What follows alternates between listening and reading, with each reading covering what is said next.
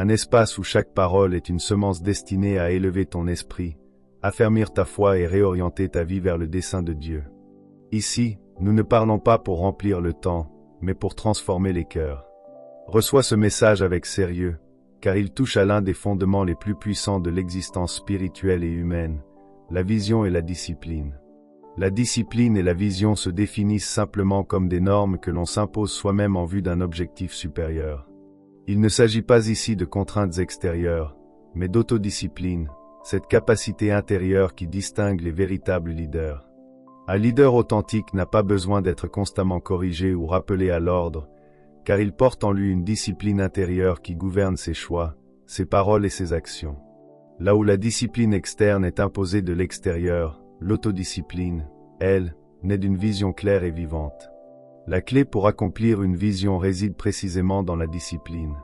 La parole de Dieu l'enseigne avec clarté dans Proverbe 29. Là où il n'y a pas de vision, le peuple périt.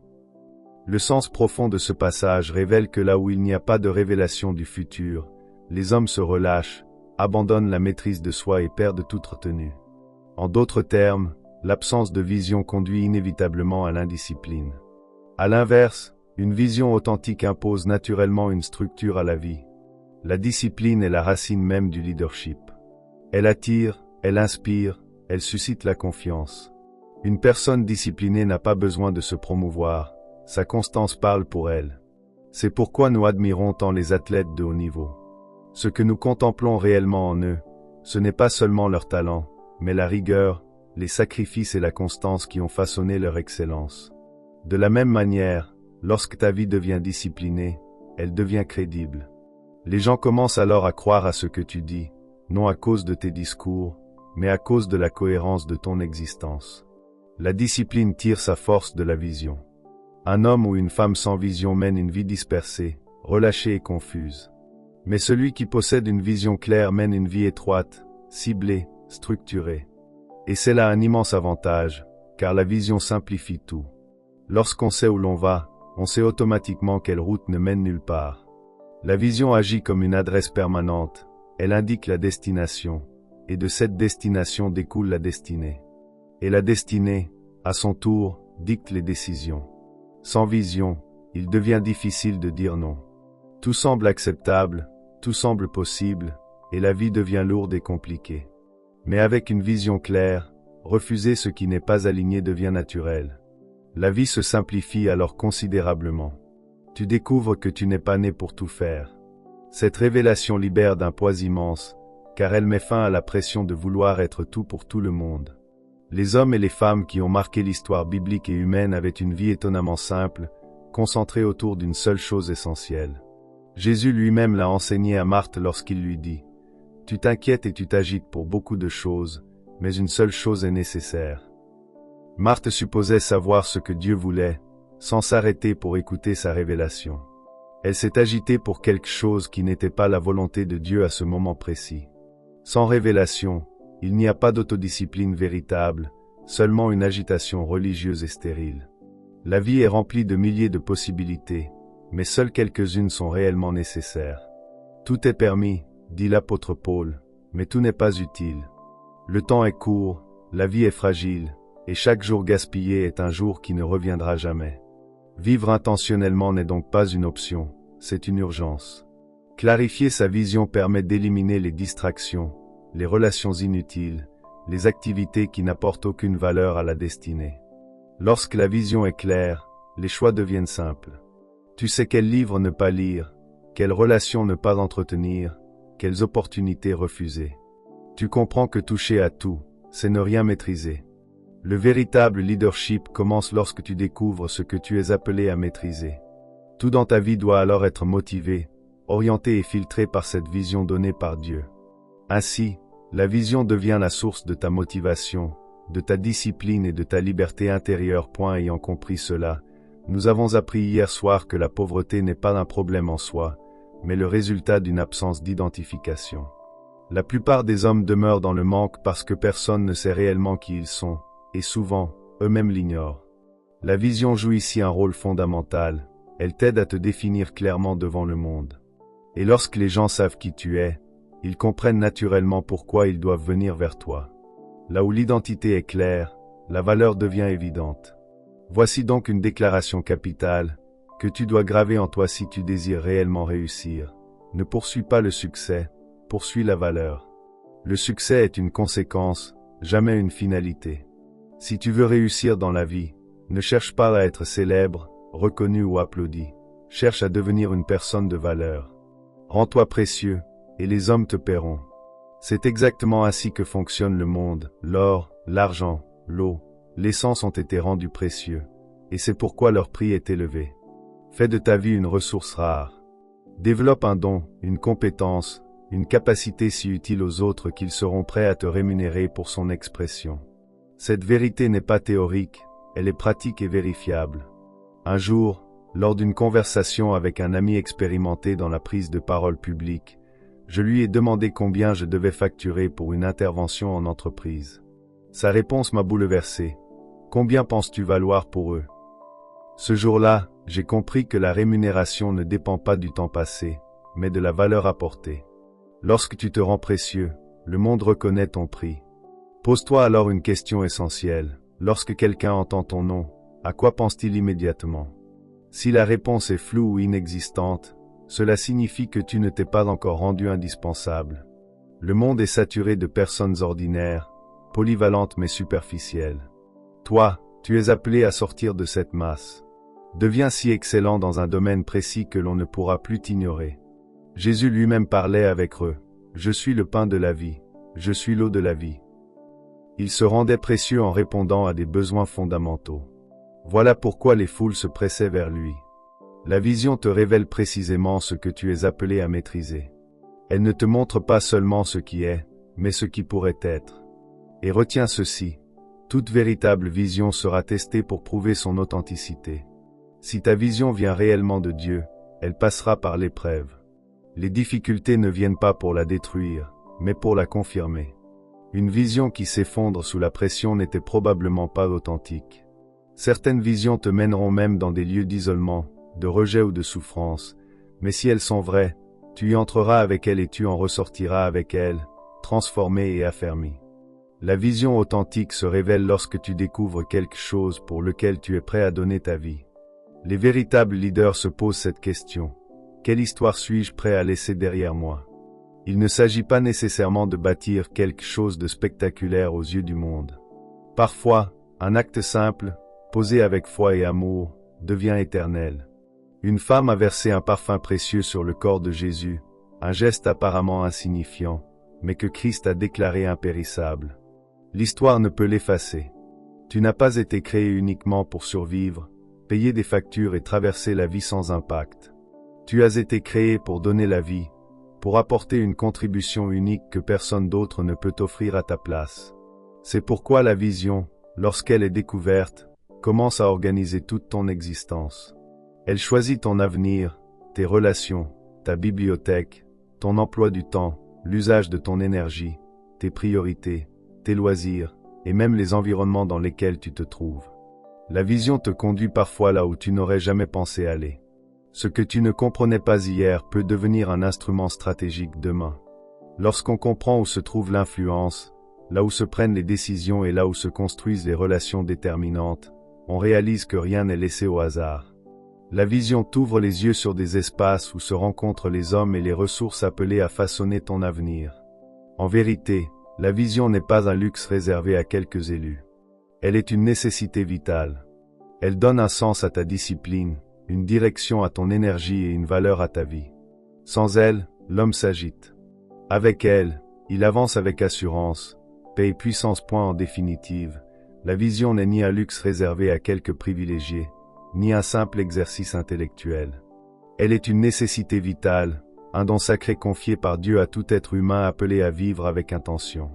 Elle ordonne la vie, discipline les choix, sanctifie le temps, purifie les relations et élève l'âme au-dessus des limites visibles.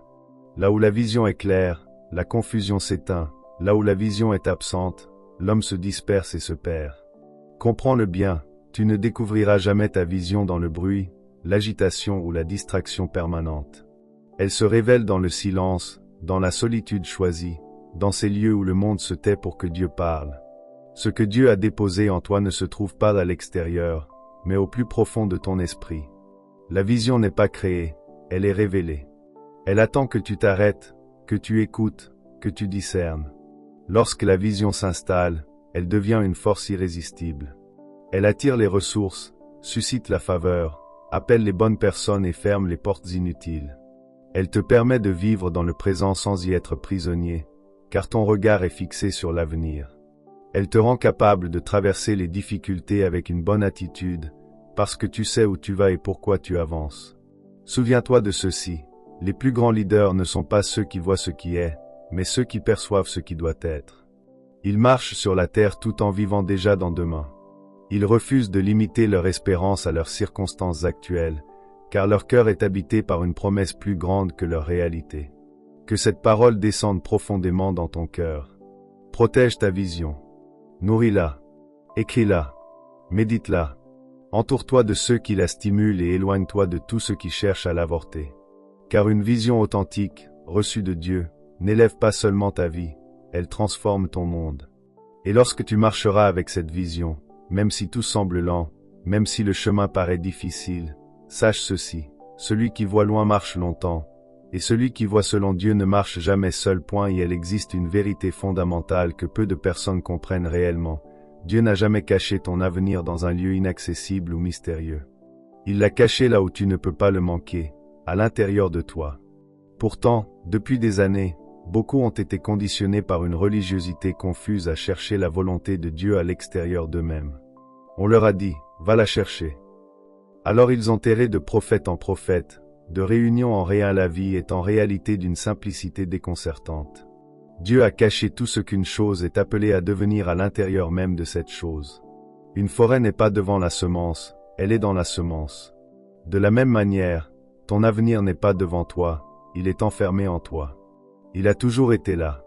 Mais le bruit l'étouffe. Le bruit des écrans, des conversations incessantes, des distractions permanentes. À peine rentré chez toi, la télévision s'allume. Dans la voiture, le vacarme. À peine descendu, les voix reprennent. Et Dieu dit, il y a tant de bruit que je n'arrive même plus à atteindre cette personne. Éon, de conférence en conférence, espérant qu'un homme leur révèle enfin la raison de leur existence. Certains sont même allés jusqu'à consulter l'astrologie ou des pratiques étrangères à la fois, dans une quête désespérée de sens. Et Dieu dit, cela est absurde. Lorsque Dieu a voulu parler à Abraham, il ne l'a pas fait dans l'agitation. Il lui a dit, quitte ta maison. Allons parler sur la montagne. Si tu n'arrives pas à découvrir pourquoi tu es né, ce n'est pas parce que Dieu se tait, mais parce que tu ne prends jamais le temps d'écouter. Parfois même, Dieu permet l'immobilité, la maladie ou l'isolement, simplement pour que le silence s'installe enfin et que sa voix puisse être entendue. Dieu ne joue pas à cache-cache avec toi. Il désire ardemment que tu connaisses ta raison d'être. C'est pourquoi tu dois l'écrire. La clé de cette révélation se trouve dans un principe souvent négligé, la méditation. La méditation est l'aspect le plus important de la prière. La prière est l'acte de parler à Dieu, mais la méditation est l'acte d'écouter Dieu. La majorité des croyants parlent sans cesse et ne laissent jamais à Dieu l'espace de répondre. Ils quittent la prière convaincus d'avoir terminé, alors que Dieu n'a pas encore parlé. Ton rêve ne se révèle jamais pendant que tu parles. Il se révèle lorsque tu te tais. Lorsque tu apprendras à écouter, commence alors à écrire. Écris tous tes désirs, sans exception. Ne cherche pas encore à les organiser ou à les juger. Laisse-les simplement sortir. Ces désirs que tu portes depuis des décennies, que tu as ignorés ou minimisés, étaient en réalité la voix de Dieu. La voix de Dieu est si simple que nous la négligeons, croyant qu'elle doit être spectaculaire. Mais souvent, Dieu parle sous la forme d'une pensée persistante, d'un rêve qui ne te quitte pas, d'un fardeau qui revient sans cesse dans ton cœur. Ta vision n'est pas le désir d'avoir des biens matériels. Elle est ce profond élan de vouloir changer une situation, résoudre un problème, transformer une réalité qui te révolte alors que d'autres y restent indifférents. Ce qui t'indigne est souvent ce pourquoi tu es né. Commence à écrire cela. Puis simplifie. Transforme ces pages en quelques phrases claires. Jusqu'à pouvoir réduire toute ta vie à une seule phrase. Une phrase qui dit « Voici qui je suis. Voici ce que j'apporte au monde. Voici ce que ma génération attend de moi. Cette vision doit ensuite être documentée, communiquée, planifiée, révisée et évaluée. Dieu te donne la vision, mais il ne fait pas le plan à ta place. Tu dois protéger ce que tu as reçu, car ton plus grand ennemi n'est pas le mal, mais la distraction. Et souvent, la plus grande distraction n'est pas ce qui est mauvais, mais ce qui est simplement bon. La vision vient par étapes, par phases, et exige une vigilance constante. En définitive, comprendre ta vision, c'est comprendre ta vie. C'est passer d'une existence subie à une existence dirigée. C'est vivre dans le présent sans y être enfermé, parce que ton regard est fixé sur ce que Dieu a déjà déposé en toi. Lorsque la vision devient claire, la discipline suit, la direction s'établit, et ta vie commence enfin à s'aligner avec le dessein pour lequel tu es né. Et la vision s'accomplit par phase. J'ai même créé un terme dans mon livre, phasal. Cela signifie que Dieu donne la vision étape par étape et qu'elle se réalise progressivement. Ce que tu fais aujourd'hui n'est peut-être qu'une phase de ta vision. Il se peut que tu ne l'accomplisses pleinement que dans 10 ans. Dieu élargit la vision à mesure que tu avances. Dans mon ouvrage sur le leadership, j'ai consacré un chapitre au leadership intentionnel. Lis-le 2 fois. J'y explique que le plus grand ennemi du juste n'est pas le mal, mais le bien. Note-le, le plus grand ennemi de ce qui est juste n'est pas ce qui est faux, mais ce qui est simplement bon. Satan sait que tu es trop intelligent pour te laisser séduire par le mal, alors il concentre son énergie pour te faire faire quelque chose de bien. Or, faire le bien ne garantit pas que tu accompliras ce pourquoi tu es réellement né. Découvrir ce qui est juste pour toi est essentiel, car ce qui est juste pour toi est ce qui est véritablement juste. Tout le reste peut être simplement bon ou mauvais. Être occupé par de bonnes choses n'est jamais un substitut à la bonne chose essentielle. Reste fidèle à ce pourquoi tu es né. Ne te laisse pas séduire par toutes les opportunités, même si elles semblent bonnes. Ne permets pas aux autres d'entrer dans ta vie pour détourner ta vision et t'impliquer dans quelque chose de bien avec eux. J'ai une maxime que je vis et que je répète souvent. Apprends des autres, mais ne deviens jamais eux. Apprends des autres, mais sois toi-même. La plus grande joie de la vie est d'être soi-même. Découvrir cela est un privilège. Comprendre que ce que tu fais aujourd'hui n'est pas tout ce pour quoi tu es né. Ton plus grand ennemi n'est pas l'échec, mais ton dernier succès.